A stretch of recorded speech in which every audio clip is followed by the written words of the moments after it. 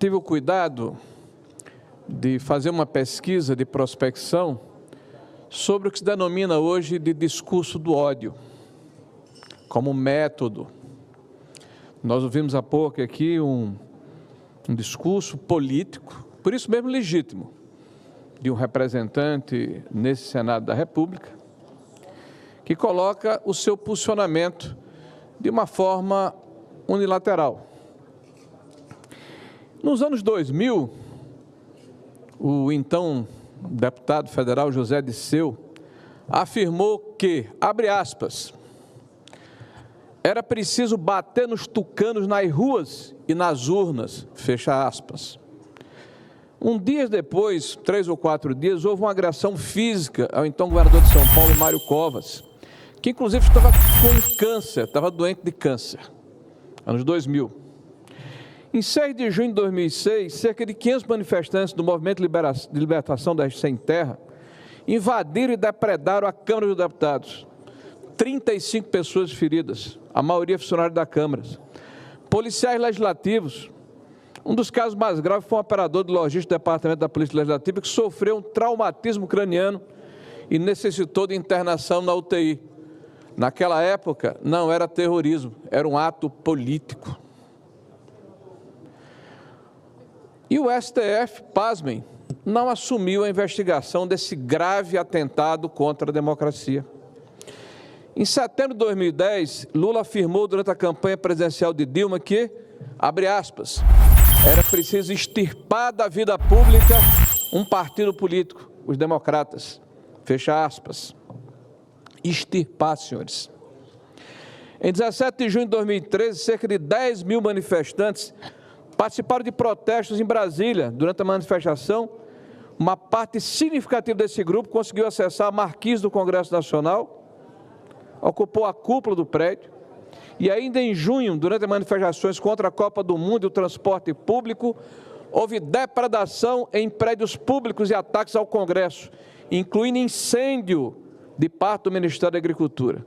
Os Ministérios da Fazenda e da Cultura sofreram vandalismo, inclusive vidros quebrados e pichações. O Palácio do Planalto também sofreu pichações e depredações. O STF não cuidou desse caso, nem tampouco foram denominados terroristas que queriam fazer a supressão violenta do Estado de Direito. Em 6 de fevereiro de 2014, durante os protestos no Rio de Janeiro, houve a morte de um jornalista, Santiago de Andrade, cinegrafista da TV Bandeirantes, foi atingido por um rojão na cabeça quando cobriu a manifestação da esquerda.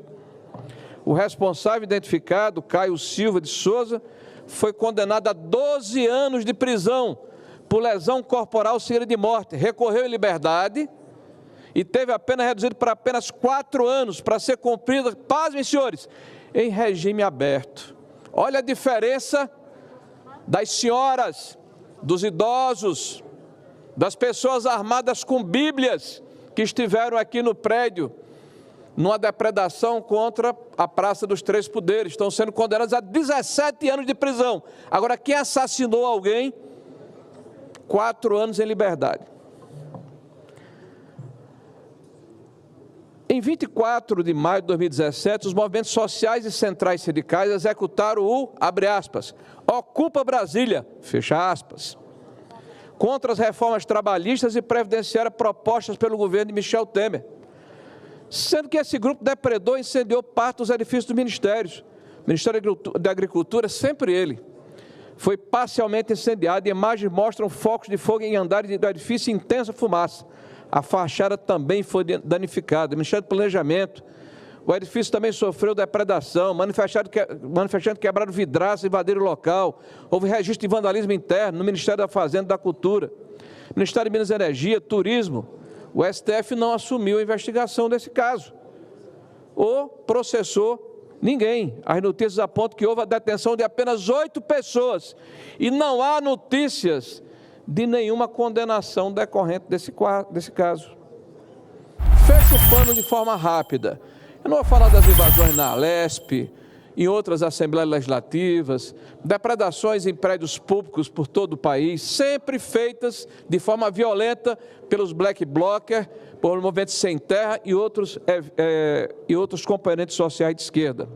Vamos falar de uma analogia recente, facada em Jair Bolsonaro versus caso Tio França. Em 2018, o caso foi investigado, guarda esse nome, senhores, pelo delegado federal Rodrigo Moraes Fernandes, que em fevereiro de 2023, foi promovido por Lula para a função de diretor de inteligência da Polícia Federal. Em setembro de 2018, Rodrigo Fernandes ocupava a função de delegado regional de combate ao crime organizado em Minas Gerais e comandou a investigação do atentado contra o então candidato à presidência. O candidato a presidente da República estava em primeiro lugar, levou uma facada, mas o STF não assumiu a investigação do caso. Eu não conheço uma forma mais contundente de se agredir a democracia, mas o STF não tomou conta desse caso. O referido delegado afirmou ainda no mesmo mês, abre aspas, fica claro que o motivo do atentado era o inconformismo político do senhor Adélio com os projetos do então candidato. A conclusão é que no dia desse ato, Adélio agiu desacompanhado de qualquer pessoa e não contou com a participação de ninguém. Fecha aspas. Em 5 de julho de 2018, Adélio esteve no clube de tiro em São José, na Grande Florianópolis.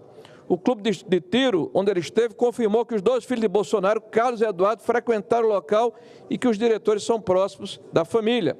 Esse fato nunca foi investigado como um ato preparatório ao ataque.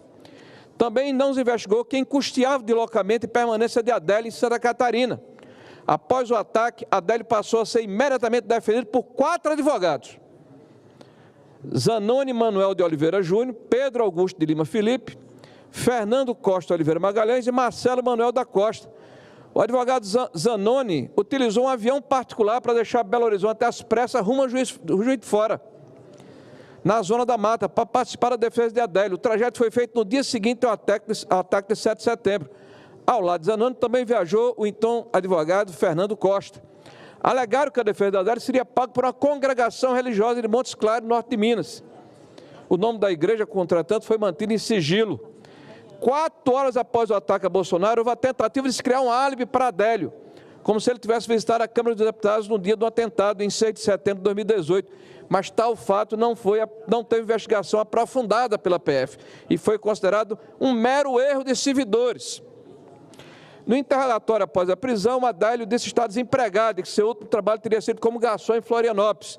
Porém, a Polícia Federal Juiz de Fora apreendeu com Adélio um cartão internacional do Banco Itaú.